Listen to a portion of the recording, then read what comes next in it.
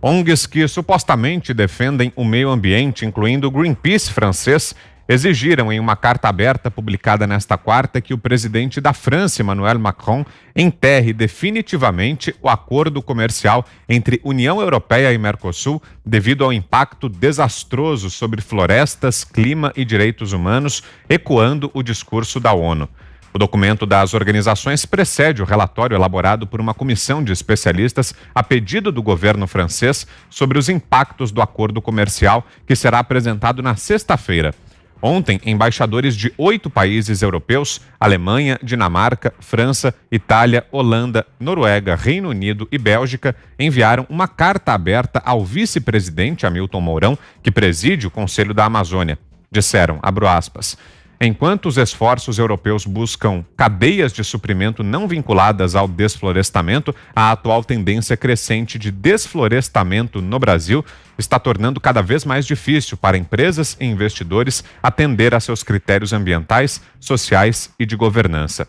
Hoje à tarde, questionado sobre o tema, Mourão atribuiu a uma estratégia comercial dos países europeus as queixas de países ao Brasil. E aí, Zé Maria, será que isso tudo aí pode pesar na assinatura do acordo comercial? Pode ter algum impacto, impedir que o tratado venha a ser efetivado, Zé? Existem adversários do Brasil que não querem a assinatura do acordo. Isso é uma realidade. Sempre houve esse ataque contra o Brasil, né? No início era que o Brasil tinha mão de obra infantil, que o Brasil empregava crianças, tiravam fotografias, e realmente em alguns setores tinha mesmo. Mas não era a normalidade do Brasil, né? Eram os setores, por exemplo, o setor carvoeiro, que anda na ilegalidade, tiravam fotografias, os jornais visitavam os fornos, né, de carvão e tiravam fotografia ali de crianças, todo sujo de carvão, dava aquela imagem horrível e tal. Aí depois do ECA, ficou comprovado que o Brasil não só não permitia, como proíbe e pune quem coloca crianças para trabalhar. E aí o Brasil tirou essa pecha de empregar trabalho infantil. E aí depois trabalho escravo, né? Passando a imagem de que por aqui a agropecuária era mantida através de trabalho escravo. Aí tiravam fotografia no corte de cana e colheitas durante a safra e tal. Aí, no Brasil hoje não tem mais praticamente não tem trabalho braçal na produção agropecuária. São equipamentos altamente desenvolvidos, tecnológicos, guiados por satélites, né? Então isso fica comprovado que não há trabalho escravo. E além, evidentemente, destas razões lógicas, o Brasil aprovou uma lei muito dura contra o trabalho escravo, a ponto de desapropriar terras onde for encontrado trabalho escravo. E é uma medida dolorosa, porque aí o fazendeiro, o dono da agropecuária, ficaria exatamente à mercê de um fiscal que iria lá dizer se há ou não trabalho análogo à escravidão. E aí o Brasil agora já se sabe, não tem trabalho escravo, até porque a produção agrícola ela é quase toda mecânica e de alta tecnologia. E agora é essa história de que o Brasil está colocando fogo na floresta amazônica. Não existe. Existem setores que ainda insistem, principalmente grileiros. Não é o produtor rural que coloca fogo. O grileiro, sim, ele desmata, põe fogo para legalizar o terreno, né? E é assim que vai rompendo essa fronteira. Mas isso aí não é o produtor. Quem faz isso é o que rouba terra pública, para tentar legalizar ou dar uma aparência legal e passar para frente, vender. E é nisso que está pegando exatamente esses adversários internacionais para fazer essa onda toda, Vitor. Diga aí, Fiuza. Vitor, para os nossos telespectadores, peguem as matérias de jornal de um ano atrás. Eu comentei aqui, um mês atrás, assim, olha, vai ser a mesma coisa, o mesmo filme, igualzinho. A gente lembra como o Bolsonaro chegou na Assembleia Geral da ONU, sob esse tipo de ataque. Na época, o mesmo Macron aí que está sendo fustigado pelo Greenpeace para fazer melar o acordo a duras penas costurado entre Mercosul e União Europeia, fruto também do esforço da diplomacia brasileira, de maneira democrática, transparente, tudo ao contrário do que eles ficam dizendo que está acontecendo aqui. Estava lá o Macron tentando, e o Macron, ele veste esse chapéu numa boa. O Macron é um completo demagogo. Ele, inclusive, chegou ao ponto de divulgar fotos da Amazônia, de queimada na Amazônia, antigas, 1 ano atrás. Procurem aí na internet que vocês vão achar. É esse o nível. O cara espalha fake news sobre a Amazônia, presidente da França. E aí vem a ONG, que está querendo viver disso também. Eu alertei aqui um mês atrás. Vai ser isso, estação de queimadas, eles vivem disso. Eles vivem de um alerta, que seria muito bom se fosse um alerta verdadeiro. A pergunta que eu faço, Vitor, é a seguinte. Eles estão falando numa cadeia de aceleração do desflorestamento, não é isso? Eu gostaria que eles demonstrassem se isso é um documento para instruir o cancelamento de um acordo com a importância de um acordo internacional como esse. Isso precisa ser demonstrado. Onde está a cadeia de aceleração do desflorestamento atribuível ao governo brasileiro atual? Não há como.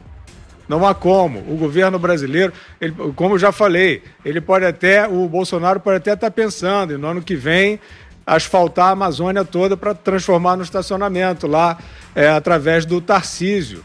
Mas até aqui, as salvaguardas estão todas lá. O combate está acontecendo. Nem que ele quisesse tem como fazer isso, né? É claro que existe uma pressão histórica sobre a floresta, né, que vem de décadas. Não é fácil, é uma região complexa, imensa, 5 milhões de quilômetros quadrados. Você tem hoje, por exemplo, como teve em outros momentos, a questão da pressão econômica, né? A pandemia empurra a população das cidades para fazer sua roça ou para tentar extrair madeira ilegalmente. Isso tudo é pressão, mas é pressão histórica, né? Esses atores aí, atores desse jogo diplomático, eu digo, né? Que estão trazendo a ideia criminosa de que existe uma diretriz hoje no Brasil para devastar a floresta, eles estão mentindo. Eles estão mentindo. Agora, o que eu acho, Vitor, é o seguinte: eles vão dar com os burros na água. Eles não vão prevalecer. Se eles conseguirem adiar ou melar esse acordo da União Europeia com o Mercosul, tchau. Tchau. O importante é o seguinte: investidores na comunidade internacional hoje veem o Brasil como ele deve ser visto, que é exatamente com o que está acontecendo, que nós falamos aqui anteriormente. É um país com fundamentos econômicos sólidos, diferente, absolutamente diferente da Argentina, por exemplo, o vizinho que está aí se desmanchando com as suas políticas demagógicas e nada sérias. O Brasil tem, portanto, solidez de gestão. Isso não é um privilégio desse governo. Isso foram fundamentos lá de trás que o PT tentou destruir, destruiu em parte. E após o impeachment foram sendo retomados já no governo Temer. Aliás, a ONU no governo Temer também estava, esses militantes fantasiados aí de agentes das Nações Unidas já diziam, até a PEC do teto de gastos, eles diziam que era a PEC do fim do mundo. Eles se prestam a qualquer coisa. Mas a quem interessa, por exemplo, o Brasil está a caminho da OCDE, da Organização para a Cooperação e Desenvolvimento Econômico, que é uma elite, né, de nações confiáveis para se investir, de bons parceiros. O Brasil está a caminho por recomendação dos Estados Unidos da América, com base nos seus fundamentos, e que incluem fundamentos de cuidado ambiental. A OCDE cobra isso e o Brasil entrega. O próprio Mourão tem sido interlocutor da OCDE nesse ponto. Então isso é um teatrão lamentável, de gente que vive disso, os parasitas do alarmismo, e a gente vai passar por isso com ou sem acordo. E só antes de passar para você, Ana, tem uma outra informação que chega aqui. A alta comissária da ONU para Direitos Humanos, Michelle Bachelet, alertou para o crescente envolvimento militar nos assuntos políticos do Brasil.